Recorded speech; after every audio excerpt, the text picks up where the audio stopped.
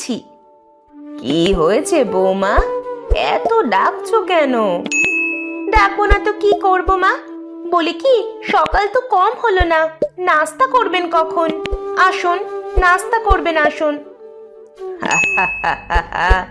কি বলছো বৌমা, এই তো 5 মিনিট আগেই চা পান খেলাম, এখনই আবার নাস্তা খাবো? মা, নাস্তা এখনই খেতে হবে, নাস্তা খেয়ে যে আবার ওষুধ খেতে হবে। যদি আপনার ছেলে জানতে পারে আমি আপনাকে ওষুধ দিইনি, তাহলে আমাকে আর ছাড়বে না। পাগলি বৌমা আমার, যাও গিয়ে নাস্তা ওষুধ রেডি করো, আমি আসছি। সবই রেডি করে রেখেছি মা, আপনি শুধু যাবেন আর খেয়ে চলে আসবেন। নরেন নামের এক সোনা ব্যবসায়ী তার মা আর বউকে নিয়ে থাকতো। নরেন সব সময় ব্যবসার কাজে দোকানে থাকলেও বাড়িতে বৌমা আর শাশুড়ি একা থাকতো। নরেনের বউ ছিল অনেক ভালো, সে সব সময় নরেনের মায়ের অনেক যত্ন নিত। আহারে, কি করছেন মা? আপনি কেন দা ধরতে গেলেন? হাত পা কেটে যাবে তো। ছুটি হবে না বৌমা, নরেন যখন ছোট ছিল তখন আমি এই বাঁশ আর দা দিয়ে ঝাড়ু বানিয়ে সংসার চালাতাম। তাই বলি মা, এই বয়সে কেন এসব ধরবেন?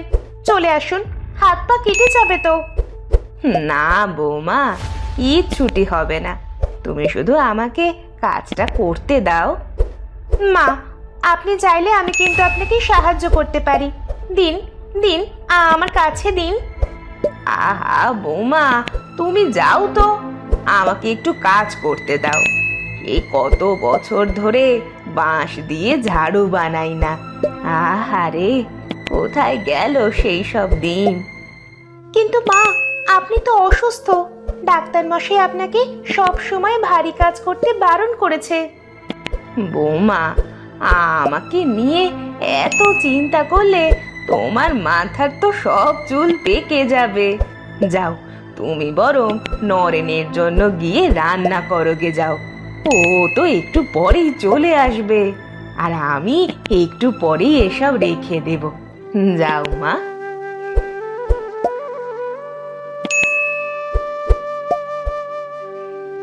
নরেনের মা একসময় বাঁশ দিয়ে ঝাড়ু বানাতো, অনেক দিন ধরে বানানো হয় না বলে আজ নরেনের মা বসে বসে ঝাড়ু বানাতে থাকে। অন্যদিকে নরেনের বউ অনেক বারণ করলেও তার মা শোনে না। কই কই গো গিন্নি, কোথায় গেলে? তাড়াতাড়ি বাইরে এসো তো। আরে মা, তুমি এসব কি করছো? তোমাকে না এসব করতে বারণ করেছি। আমি মাকে অনেক অনুরোধ করেছি, কিন্তু মা আমার কথা শুনলই না। আহা, আর বানাবো না তো, এই আজই শেষ। নাও নাও বৌমা, এই বাঁশের ঝাড়ুটা আমি তোমায় দিলাম। বলা তো যায় না আজ আছি কাল নেই। না মা, ওসব কথা মুখেও আনবেন না। মা, তোমার কি আর আগের মতো বয়স আছে? ডাক্তার মশাই আমাকে আসার সময়ও বলেছে তোমাকে সাবধানে চলাফেরা করতে। যাও, ঘরে যাও। তা তুমি ও ঘরে যাও, খাবার রান্না তো শেষ হয়ে গেছে। আমি হাত মুখ ধুয়ে আসছি। এই নাও 500 রৌপ্য মুদ্রা, যাও পুরোটা সিন্ধুকে রেখে দাও। নরেনের সোনার দোকান থাকায় সে স্বর্ণের ব্যবসা করে অনেক টাকা আয় করে। দিন শেষে সব টাকা বাড়িতে এসে বউকে দিলে তার বউ সব টাকা সিন্ধুকে তুলে রাখে। বুঝলে গিন্নি, তোমার হাতে রান্নাটা আজকাল যা হয় না, কি বলবো। ইচ্ছা করে ব্যবসা বাণিজ্য রেখে বসে বসে শুধু তোমার হাতের খাবার খায়। হয়েছে হয়েছে, কাজ যদি না করো তখন তো আর এত মজার মজার খাবার রান্না করে খাওয়াতেও পারবো না। বৌমা, বৌমা, আমার রুমে এসো তো। এই যাই মা, মাকে আজ ওষুধ দিতে তো ভুলেই গেছি, আসছি মা।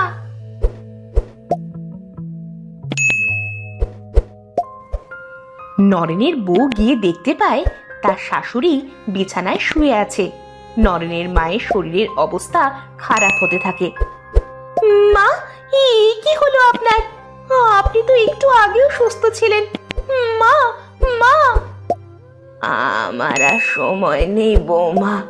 তোমার মতো বউ পেয়ে নিজেকে অনেক ধন্য মনে হচ্ছে। ভালো থেকো বৌমা। আর আমার হাতে বানানো বাঁশের ঝাড়ুটা তোমাকে দিয়ে গেলাম। এটা বিপদে আপদে তোমাকে সাহায্য করবে। ঠিক আছে মা। মা মা মা মা আমাদের ছেড়ে কেন চলে গেলেন? মা, ও মা, এ কি হয়ে গেল তোমার মা? এ কি হয়ে গেল? নরেনের মা হঠাৎ অসুস্থ হয়ে মারা যায়। নরেনের মায়ের দেয়া বাঁশের ঝাড়ু নরেনের বউ অনেক যত্নে তার বিছানার পাশে রেখে দেয়। নরেনের মা আচমকা মারা যাওয়ায় নরেনের বউ এতে একেবারেই ভেঙে পড়ে। নরেনের মায়ের মৃত্যুর অনেক দিন চলে যায়, তবুও নরেনের বউ তার শাশুড়ির কথা ভুলতে পারে না। মা, ও মা, কোথায় চলে গেলেন আমাকে একা করে? দুনিয়াতে মা ছাড়া বড় হয়েছি। যখন আপনাকে দেখি তখন মা কি জিনিস বুঝতে পারি। নরেনের মা মারা যাবার পরেও নরেনের বউ তার শাশুড়ির কথা ভুলতে পারে না। এই ভেবে সে সব সময় মন খারাপ করে বসে থাকে। আরে নরেনজি, তা আজকাল বিক্রি বাট্টা কেমন চলছে? আগে মন্ত্রীমশাই যে খুব ভালোই চলছে বেচা কিনা। তা মন্ত্রীমশাই হঠাৎ কি মনে করে আমার দোকানে আসলেন? শোনো নরেন, যে জন্য এসেছি, এই যে স্বর্ণ মুদ্রার থলি দুটো রাখো। এই যে মন্ত্রী মশাই, এই যে এখানে রাখলুম। আরে এসব কি হচ্ছে মন্ত্রীমশাই? আমি তো কিছুই বুঝতে পারছি না। হ্যাঁ, বলছি এই স্বর্ণ মুদ্রাগুলো রাখো। এই 2 থলেতে 1000 স্বর্ণ মুদ্রা রয়েছে। এত স্বর্ণ মুদ্রা? আমি তো কিছুই বুঝতে পারছি না মন্ত্রীমশাই। আমাকে কেন এত স্বর্ণ মুদ্রা দিচ্ছেন? আরে নরেন ভাই, একটু থামো তো, আগে দেখো মন্ত্রী মশাই কি বলেন। হ্যাঁ, যা বলছিলাম, পরশুদিন রাজকন্যার জন্মদিন। আমি চাই তোমার দোকানের সব স্বর্ণ হিরে দিয়ে আমাকে এমন একটা মাথার তাজ বানিয়ে দেবে যা দেখে মহারাজ অনেক খুশি হয়। বুঝলে কি বললাম? আগে হ্যাঁ মন্ত্রী মশাই, আমি সব বুঝতে পেরেছি। আপনি কোনো চিন্তা করবেন না। ওরে বাবারে, 1000 স্বর্ণ মুদ্রা! আমার তো বিশ্বাসই হচ্ছে না। যাই, এখনই সবাইকে গিয়ে খুশির খবরটা জানাই। মন্ত্রী মহারাজের মেয়েকে উপহার দেওয়ার জন্য নরেনকে দিয়ে একটা মাথার তাজ বানাতে আসে। না, এতগুলো স্বর্ণ মুদ্রা দোকানে রাখা ঠিক হবে না। যাই বাড়িতে নিয়ে যাই।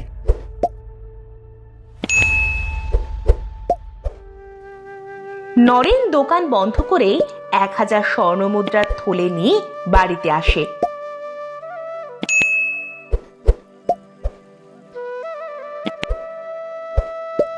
ওগো, তুমি এসেছো?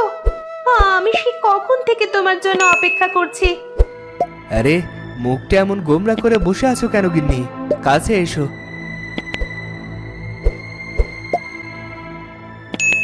এই নাও 1000 স্বর্ণ মুদ্রা। আজ অনেক বড় একটা কাজ পেয়েছি। যাও, সবগুলো সিন্ধুকে রেখে দাও। আরে, এ তো স্বর্ণ মুদ্রা। বলি কি, এতগুলো ঘরে রাখাটা কি ঠিক হবে গো? ধুর, কি যাতা বলো না। আমাদের সিন্ধুক কি কম বড় নাকি? চলো চলো, ভিতরে চলো।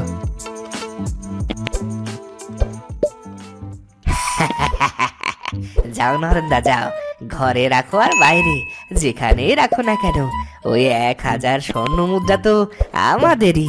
যাই, ওস্তাদকে ঠিকানাটা বলে আসি।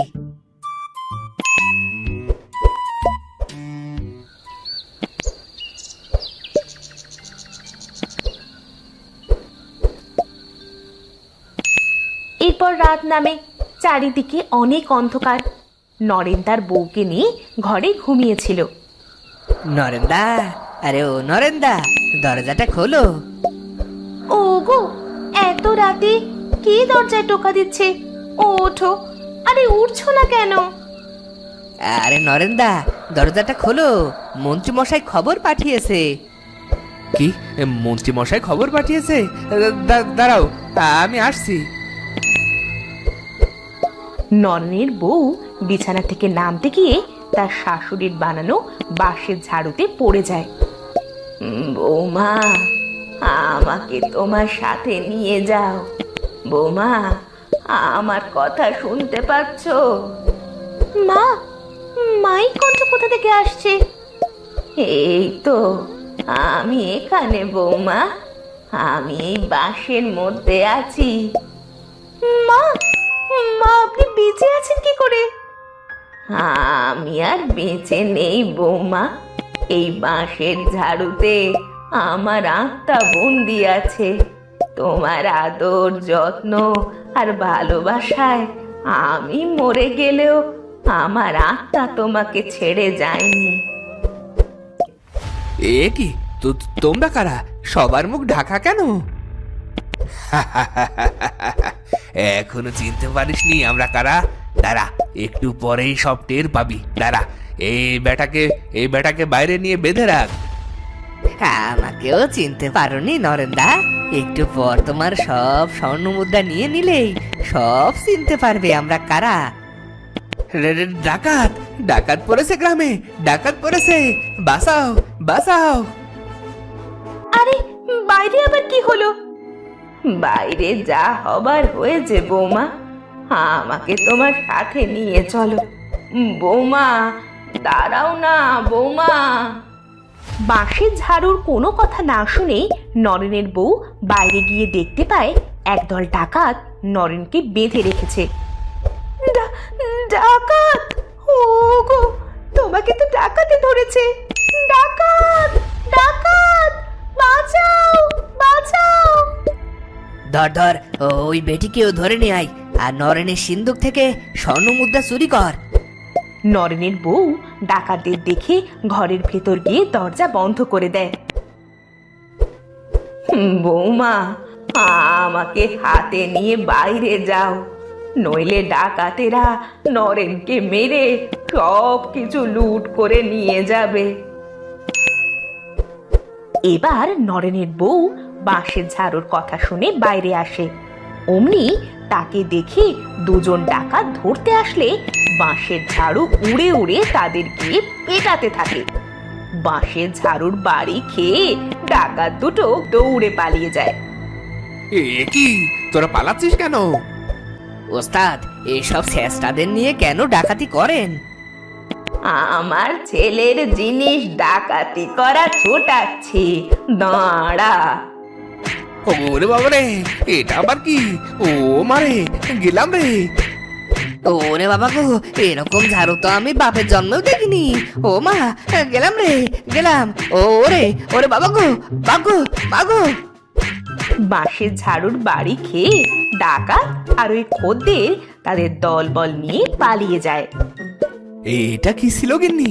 এটা না থাকলে তো ডাকাতেরা আমাকে সর্বহারা করে দিত। এটা হলো আমাদের মায়ের বাঁশের ঝাড়ু, আর এই ঝাড়ুতেই আমাদের মায়ের আত্মা ছিল। আজ ডাকাতের হাত থেকে মাই আমাদের বাঁচিয়েছে। তো বন্ধুরা, ভিডিওটি কেমন লাগলো?